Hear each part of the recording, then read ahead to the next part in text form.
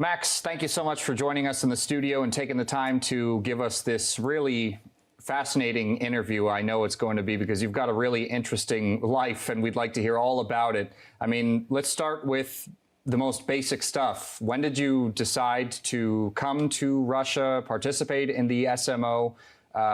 You served there. I mean, tell us all we need to know in general terms about what motivated you to make these decisions and what your experience was. I made a decision to join the Russian army because, first of all, my wife is Russian. She is from Lugansk. Yes, we lived in Moscow for some time, but her relatives have always lived in Lugansk. They have lived there all their lives. Now it is a war zone, and you come home and sit on the couch next to your wife. You know, when you're home after work, and she starts telling you that her parents called and said that their house got hit by a bomb. Her parents' house. It happened once, then again, and again. You immediately feel useless in a family. I got to the point where I couldn't sleep at night because I wanted to make a contribution to help these people somehow. Everything I've ever done, I've never done it for money or privileges. I went to war because of ideology. I think people like me also chose this path for ideological reasons. I'm not saying they're one step ahead, but I think they're better motivated. They have a reason why they're exactly where they are. I guess that's what motivated me the most. My in-laws were there, even though I'd never been there myself. I hadn't visited Lugansk before I volunteered to join the army. In the end, I felt like I had no choice, really. I felt useless. I kept thinking, why am I still here? What am I doing? Lying on the couch, in my bed while members of my family are in danger at this time.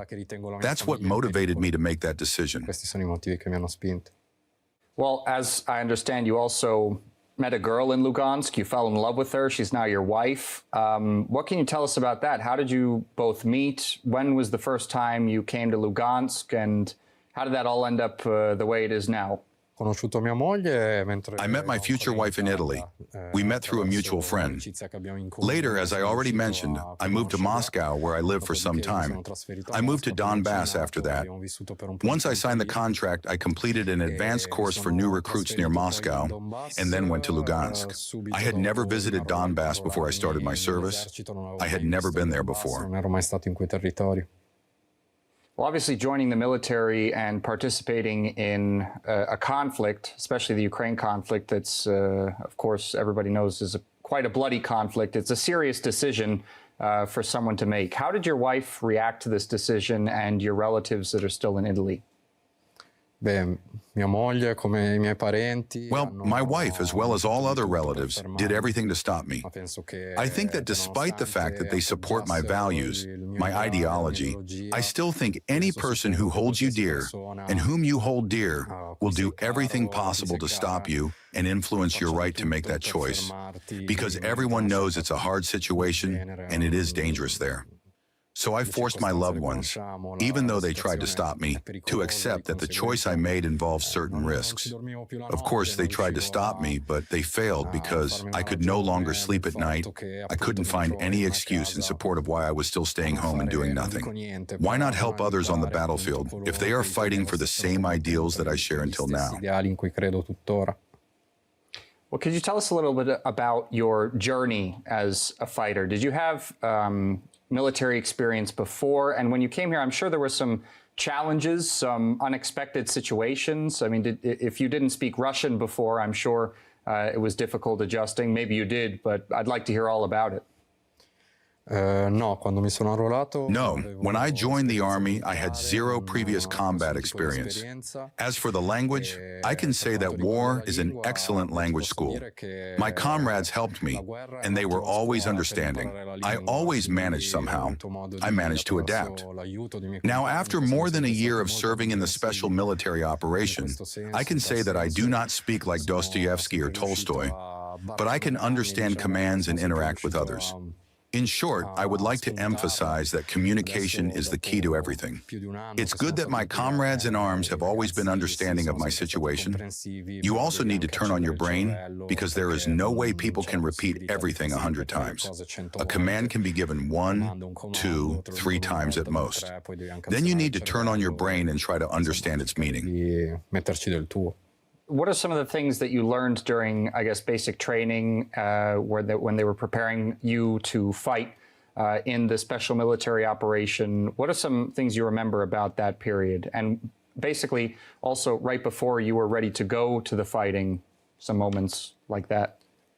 I remember that the training course I went through was very intense and tailored to the circumstances I later found myself in. I remember that there were quite a few foreigners like me, and of course there were Russian guys. The training lasted 3 or 4 weeks. I don't remember exactly now. The training was intense, especially for me, because I had never had any experience in the army. It was very important. And once you got to the fighting, what were some of your first impressions? Went through your head when your experience went from training to actually being on the battlefield? And can you tell us about maybe some of the battles you fought in, or were you ever injured, stuff like that? I can say that the impressions were very strong. I believe that no one can teach or explain what the consequences will be and what we're going to see there. This cannot be taught. There is technical training when you are taught how to stay safe and how to protect others. But on a psychological level, no one can explain what your reaction will be to what you get to see and do there, because you're there on your own. There are no instructors who taught you. To be honest, it was quite painful for me. At first, and especially when I just arrived at night, it was dark, it was very hard. But when you begin to understand how everything works, you begin to treat it like work. You start to feel at home. For several months, I could not even rest properly. There are times when you simply need to leave the combat ground, rest, and just take it slow. You can't fight all year long. Sometimes you need to step away and give yourself a break. I remember asking my commander quite a few times to let me join the fight, because at some point you become part of a team. You begin to feel like an integral part of your surroundings. That's what our job is about. People constantly rotate in and out. They select individuals for what suits them best, what they do best. As you gradually figure out more and more about what needs to be done, you become a professional. We mentioned some of the challenges, of course, not being able to speak Russian very well at the beginning in terms of commands and understanding all that in a military context. But sort of in that same sphere, how did your comrades welcome you into the military? Did you get along with them? And were most of them Russian, or were there other foreign volunteers that you fought alongside? I saw many foreigners. Some fought alongside me. As for the language, it depends on the country they come from. For some, it's harder to get used to and learn Russian. For instance, Italian is a soft language. It's not as harsh as Russian. It was hard for me to switch from such a soft language to a rough one. For others, it might be the opposite. Maybe for someone, learning Russian was easier because their native language is just as tough and dry as Russian. I can say that I spoke with many foreigners. Some of them arrived without knowing the language at all, and they had to adapt. I was lucky to have my wife. I spoke with her all the time, in Russian or English. Were you able to find a sort of common language with your Russian comrades when you might not have understood them or they might not have understood you? Were you able to form friendships with your Russian comrades there? Of course, yes. Now that I've completed my military service and my contract as a foreigner has ended, I've returned home. I'm here in Moscow, but I still keep in touch with many of my Russian comrades. We always had very good relations. You don't get to choose your comrades. You can't pick who you want to work with, who you like more or less. In combat operations, there's no time for laughs and jokes. Sometimes it happens, but rarely. There's a lot of work. We don't have time to joke around. We're completely immersed in our duties. There's no time for singing songs out there. You have to keep working all the time, especially foreigners like me, who face a language barrier. Again, Russian is a difficult language. It's not like English. Of course, English needs to be studied, like any language, but it's easier to learn because it doesn't have the same complex vocabulary as Russian. Without studying Russian formally, it's very hard to understand how to speak it correctly. And in the circumstances I found myself in, formal lessons weren't an option. Fortunately, before I had to work there, I already spoke a little Russian. I was always encouraged by the support from my comrades, their willingness to help.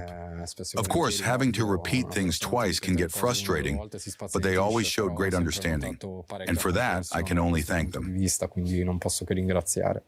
And did you feel supported there when you were at the front, when you were in the SMO zone by the state and humanitarian organizations? What do you remember about the sort of support from the civilian side of things for you and your comrades?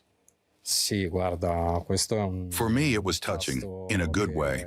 Often, when I returned from operations after 2 or 3 weeks, I was a foreigner, and I had it hard in those circumstances. The language barrier made things even more difficult. I saw civilians who, for years, had lived with an understanding of what was going on around them, and yet they always found the strength to keep going. That became something very important to me psychologically. I saw the joyful faces of people who supported us, not necessarily waving flags or carrying posters. I'd meet ordinary people in grocery stores or on the street. That helped me keep moving forward. It meant a lot. Well, speaking of the psychological aspect of things, how has your experience in the zone of the military operation changed your mindset, changed your outlook on life? How is this going to affect your life going forward? Of course it changed me. When I first arrived there, I was a completely different person. I gained an enormous amount of cultural and life experience. I'll never forget it, despite the tragic events I took part in. Of course, there's another side to it as well. I'll never forget that experience. Now I'm a veteran. What can I say? In this kind of situation, you can't predict what you'll forget and what will stay with you forever. What I can say is that I've grown as a person. I'm no longer who I used to be, and I mean that in the best sense. At least that's how I see it. I hope my wife and the people around me feel the same.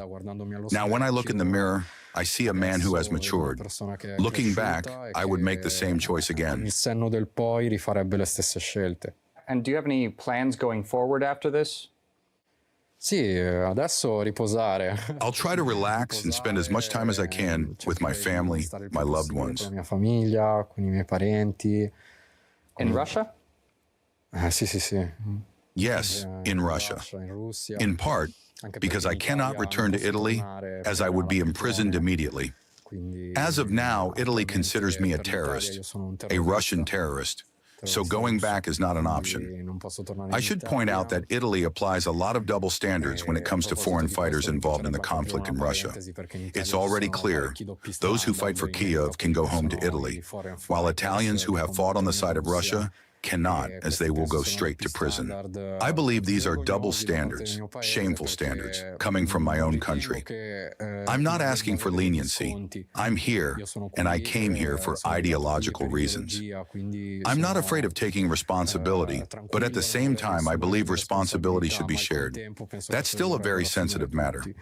Still, I hope that over time, these discrepancies will be addressed and resolved. Well, you mentioned some of these foreign fighters, of course, that go to the Ukrainian side. What do you think motivates these people, a lot of them being mercenaries, of course, that from Europe that go to help the Kiev regime, but mercenaries or volunteers, what do you think motivates them to go do that? I believe that, like me, they are motivated by ideological convictions. At least those I've listened to on YouTube or Telegram speak about democracy, about defending its noble values.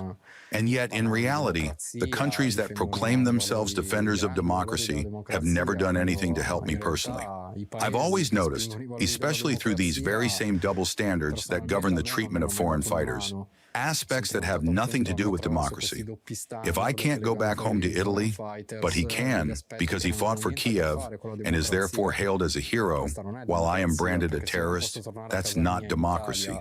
So the great values they claim to be fighting for, perhaps they haven't realized it, but they are losing them. And it's not just about me, though it affects me directly. There's much that could be said about democracy. But what democracy are we talking about? If democracy is their core value, then explain to me what's democratic about sending anti-personnel mines or supplying rockets and ammunition. That's not democracy. In fact, it's unconstitutional under Italian law. So I really don't understand what values they believe they are defending. Do you think there will be a time when you'll be able to return to Italy when they won't consider you a terrorist anymore? I don't know. I hope so, of course. I also think it's important to speak in defense of Italians, of the Italian people, because the majority of them don't support this situation. Italians love Russia, and Russians love Italians. This situation stems from Italian officials who, as I see it, have allowed the larger structure of the EU to manipulate themselves. These people are always talking about democracy, but when you look at their actions, it becomes clear there's very little democracy about all of it. And I'd like to speak in defense of the majority of Italians I've had the chance to engage with, including on social media, because it seems to me that most of them do not support this aggressive stance taken by the Italian and European establishments. So yes, I still hope for a change in course, but they always speak in slogans: an occupied people, an occupying nation, the aggressor state, an occupied country. Unless we muster the courage to really look at the historical facts that led us to this point and stop relying on flashy slogans, I don't think we'll be able to find a solution. Well, what do you think is the purpose of this belligerence on behalf of the West? Why does the West continue supporting the Kiev regime that has neo-Nazis that are committing war crimes, killing civilians and targeting civilian infrastructure on Russian territory? Why does the West continue supporting this? I'm not an analyst. I'm a soldier. In fact, right now, I'm just a civilian, a regular person. And here's my personal opinion. I think they're doing it for money. Business is business. People's lives don't seem to matter much to them, even their compatriots' lives, like those Italian guys who go to Ukraine only to die there. Because no one on Italian TV is saying, and I'm almost sure of this, no one is saying, guys, be careful, this is dangerous. No one is saying, look, as a country, Italy has made up its mind, because the Italian people don't think that way. As political representatives, we've chosen this stance, but please don't go fight in Ukraine. It's dangerous. No one is saying that. As to your question about their purpose, I can only speculate that it's about money, because otherwise there's no explanation at all. Otherwise, you are just being a monster. And I don't believe these people are monsters. Well, actually, maybe they are after all. Because if you're doing all this just for money, that makes you a monster. But I want to believe that someday this can finally end, that maybe some of these people can come to their senses, and if they don't, then maybe the time has come to change some of the people in charge, even though it looks like most of them, especially in Brussels, want to keep this going. It's like they're blind to the danger of what they're doing, although honestly, I'm convinced they know exactly what they're doing. But over time, they become prisoners of their own choices. It's harder and harder for them to take a step back and say, okay, maybe we were wrong. So instead, they double down, staying on this criminal path, a path that their own people do not support. They simply don't care what the public thinks. And that's one of the things that offends me most. Because yes, there's a minority that agrees with their stance, but it's still a minority. Maybe 40% of the population. But that's still less than the majority who want this to end. Because among other things, the whole situation has caused real damage to the economy, to tourism, to the country's social sector. Take Russian tourism in Italy. It used to be massive. I know lots of people, like hotel managers, who are complaining now because Russian tourists aren't coming anymore. And honestly, that's understandable. So we really hope this ends, not just because it affects tourism, but because of human lives, which is certainly more important. And you can't underestimate that. Are you hopeful about peace in this conflict? Because, of course, recently we saw negotiations between Russia and Ukraine in Istanbul, the first direct negotiations between the two combatants since 2022. Do you think that something might come out of this? And if not, how do you think the conflict is going to end?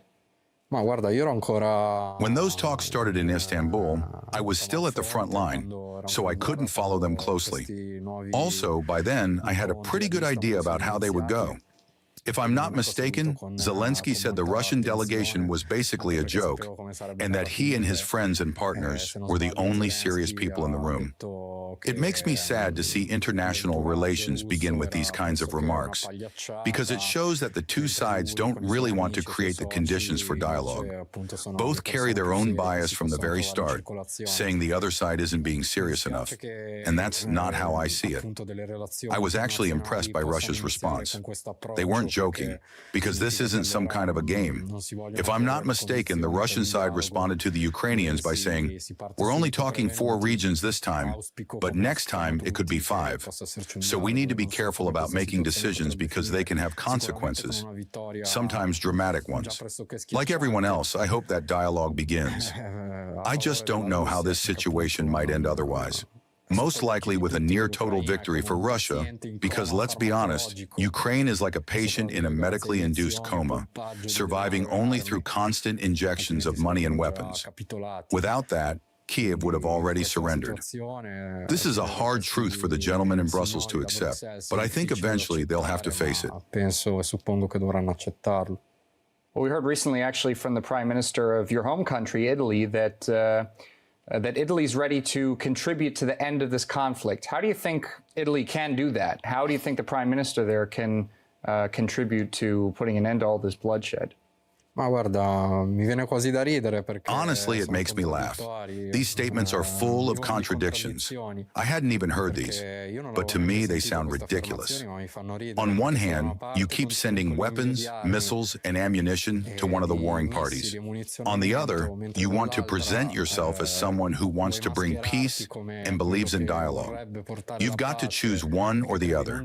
It's one thing to support Ukraine with humanitarian aid for civilians, and another thing entirely to say, here, take this missile system, knowing full well that it could be used to target civilians, because we know exactly how Kiev uses these weapons. So the fact that you haven't sent soldiers there doesn't remove your responsibility for what's happening on the battlefield. With the ammunition and rockets that you have provided, you are still responsible for that. So I honestly don't even know what to say when I hear that Italy wants to be a peacemaker. If I'm not mistaken, the Pope even offered to have the Vatican host the peace talks, inviting both Russia and Ukraine. But to me, these kinds of actions don't have any substance behind them. What matters is the developments on the battlefield, in the cities, in Donetsk, Lugansk, Zaporozhye, Kherson, where people are dying. And that includes deaths caused by weapons sent by the Italians and the Italian government. So before throwing around big words like these, I think it's high time they back them up with action. Stopping the arms deliveries would be a good start. Well, Max, thank you so much for sharing these points with us, your fascinating story, and thank you for your service. Grazie a voi. Thank you. Thanks. Wishing you all the best.